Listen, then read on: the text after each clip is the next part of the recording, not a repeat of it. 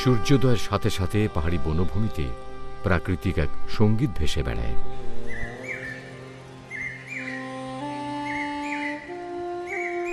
এটি বাংলাদেশের উত্তরে অবস্থিত শেরপুর জেলার ঝিনাইগাতি থানার পাহাড়ি অরণ্য।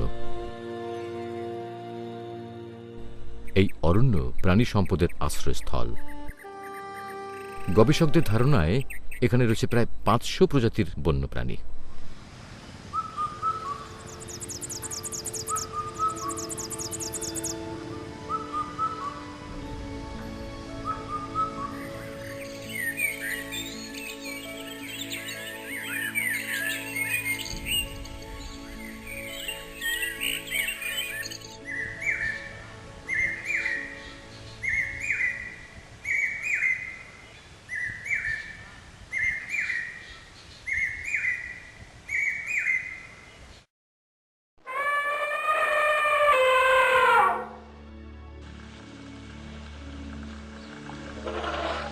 এখানে রয়েছে পাহাড়ি বন্য হাতি।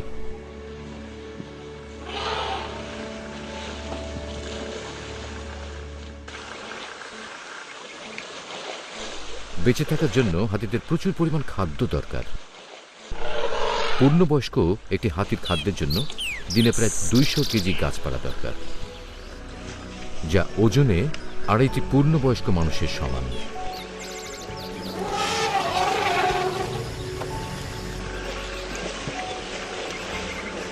আর এই খাবারকে হজম করার জন্য দিনে প্রায় 100 লিটার পানির প্রয়োজন।